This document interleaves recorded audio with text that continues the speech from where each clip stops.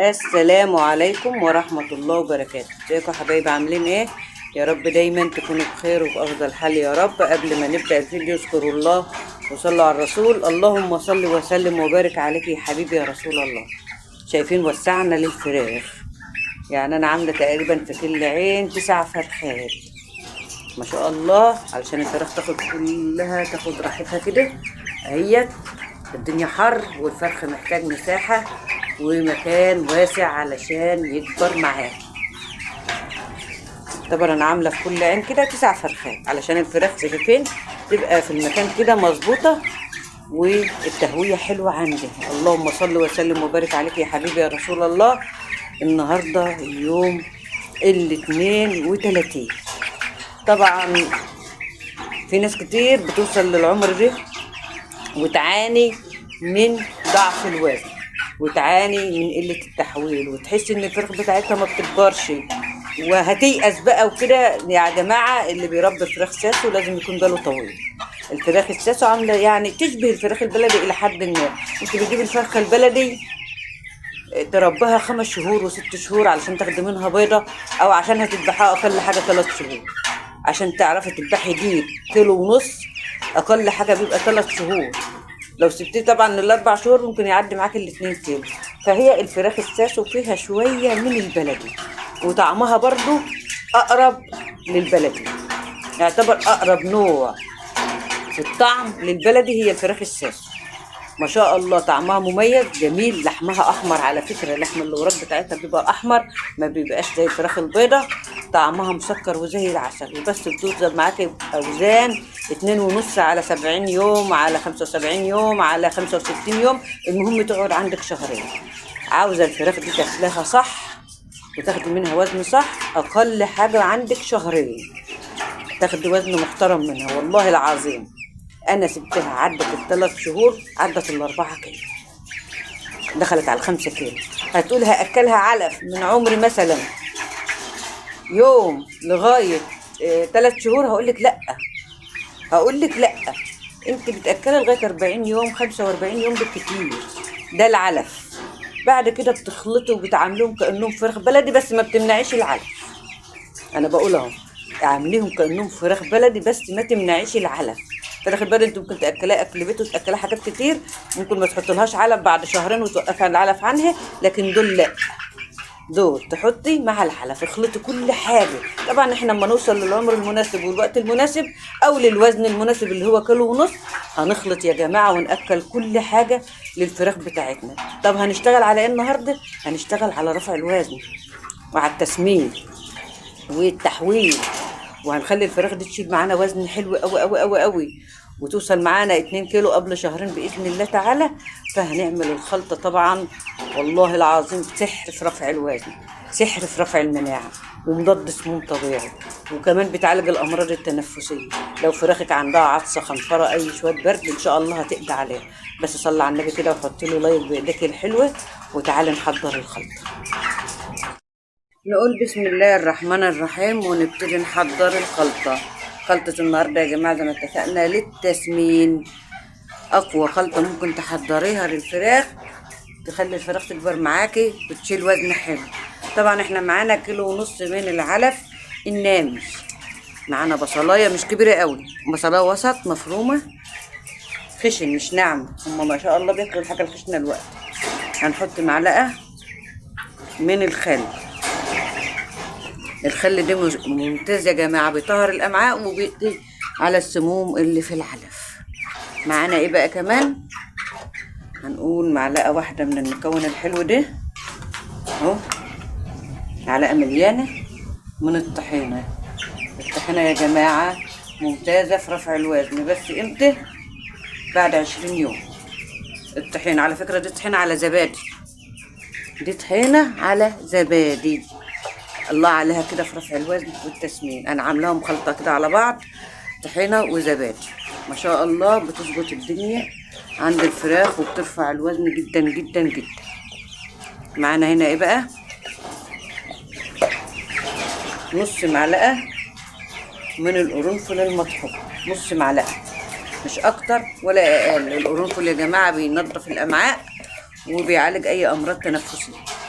معانا هنا بقى كمان برضو معلقه صغيره هيت من الخميره الفوريه. اخر حاجه الخميره الفوريه مع الطحينه والزبادي، والله العظيم بتخلي الفراخ وزنها حلو جدا جدا، وتخلي الفراخ تشيل معاك وزن ولحم حلو. هنحط كمان معلقه من ايه،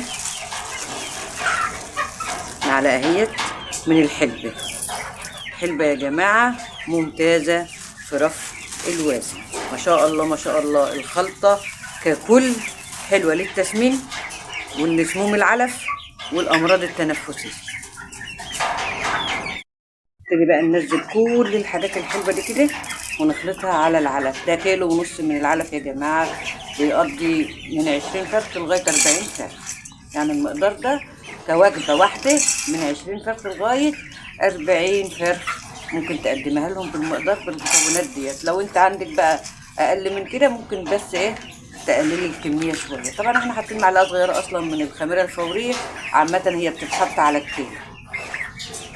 ده كيلو ونص من العلف، لكن معلقه الخميره الفوريه اللي انا حطاها هي يا دوبك بتتحط على الكيلو العلف. كترت زبادي كترت بتاع طحينه مش مشكله، المعلقه تكون مليانه كبيره قوي طحينه على الكيلو برضه حلو. الزبادي بقى حطي معلقه 2 انت براحتك، بس تفرشي بقى العلف بقى اهو علشان خاطر ايه كل الحاجات اللي فيه تختلط كده مع بعض، والحبايه تشرب من المكونات اللي احنا حاطينها. البصل يا جماعه حلو قوي قوي قوي قوي للفراخ كفاتح شهيه، وقاتل برضو للفيروسات، وبيفعفع الفراخ كده وبيخلي الفراخ مفرفشه. البصل بيخلي التنفس بتاع الفراخ حلو وبيخلي الفراخ مفرفشه معاكي وكلها نشاط. طبعا احنا بنعمل برضو خلطات بصل وثوم وليمون بس مش كل يوم. انت عايزه تعملي بصل كل يوم تمام، لكن البصل والثوم والليمون يبقى كفايه عليكي مرتين 2 في الاسبوع، عشان بس نبقى واضحين. غلط ان انت تعملي ليمون كل يوم وثوم كل يوم. كل الحاجات دي خساره كده ننزلها ان شاء الله. الخلطه والله العظيم يا جماعه يعني عايزه اقول لك ممتازه قوي قوي قوي قوي، بس طبعا ما يكونش الفراخ عندها اسهال. بسم الله ما شاء الله ما شاء الله على الخلطه وجمالها يا جماعه، وطبعا مش مكلفه نهائي نهائي نهائي. هتظبط الوزن معاكي وهتظبط التحويل معاكي وهتخلي الفراخ معاكي 100 100. اللهم بارك يا رب. طبعا انا عارفه يعني كل جزء كده على قد بالظبط اهو. نستعمل بس كده شويه عشان كله يعرف يقف جنب بعضه وياكل، لان ايه البتاعه دي عاوزه تاخد علف كتير، وانا ما بحبش احط علف كتير للفراخ مره واحده، بحب اعلفهم بالطلب.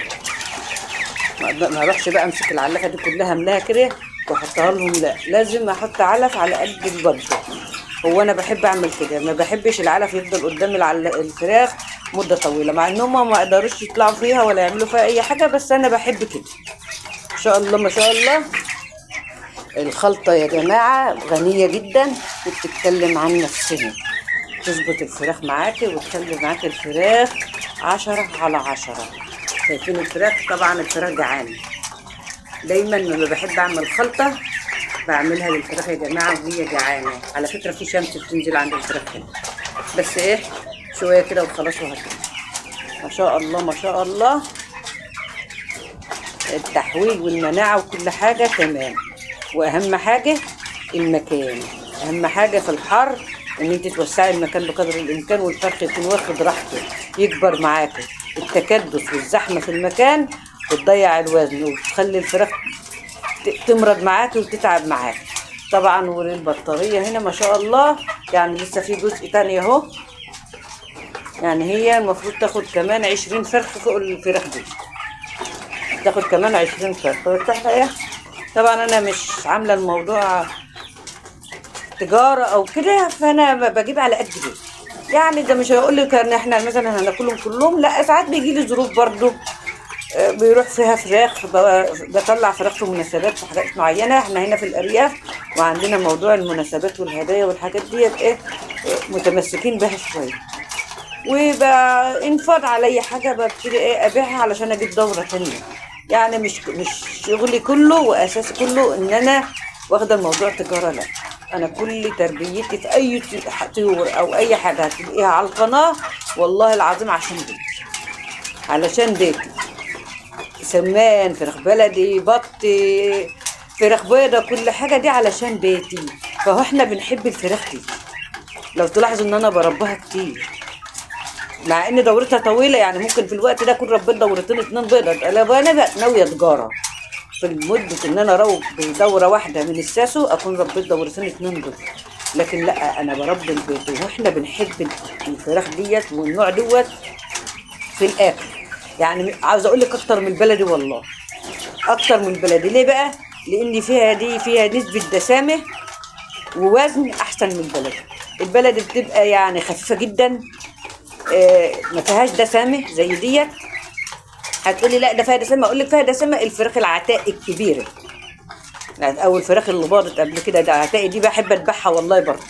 العتاق الكبيره او الفراخ اللي هي الحجمها الكبير الرزي، اللي بتكون باضت وقطعت بيض وليست، دي بيبقى طعمها حلو قوي وفيها دسامه، بس طبعا ما بتبقاش كتير. لكن ده قدامنا كده ان احنا ايه، نربي من دي وناكل فراخ من دي عندنا احسن من البلدي واحسن من البيضه. وطبعا كل واحد له حريه الشخص، حر في اكله، حر في الحاجه اللي بيحبها. انا مش بفرض عليك وبقول لك انت تربي فراخ ساسو، لا انت ممكن انت ما بتحبهاش. فكل واحد بيربي الحاجه اللي بتحبه. فانا بس بحب اوضح للناس ان انا مش بربي تجاره ولا بربي مشاريع. انا بديك افكار، اي نعم، على مشاريع وحاجات كده، بس تربيتي الاساسيه لبيتي ولولادي. بوفر حاجه نظيفه، لحم نظيف، عشان كده ما برضاش احط ادويه الا اذا حاجه تعبت مني لا قدر الله، علشان ابقى صريحه معاك. لو حصل عندي تعب او حصل عندي مرض او اي حاجه لا قدر الله بجيب ادويه. غير كده بشتغل معاهم من اول يوم بالاعشاب، والحمد لله ربنا بيسترها، والنتيجه بتكون مفرحه باذن الله تعالى. والفراخ ما شاء الله اهي ما شاء الله واخده راحتها على الاخر، ووزنها حلو وتحويلها حلو ومناعتها حلو. اتمنى يكون الفيديو نال اعجابكم، والسلام عليكم ورحمه الله وبركاته.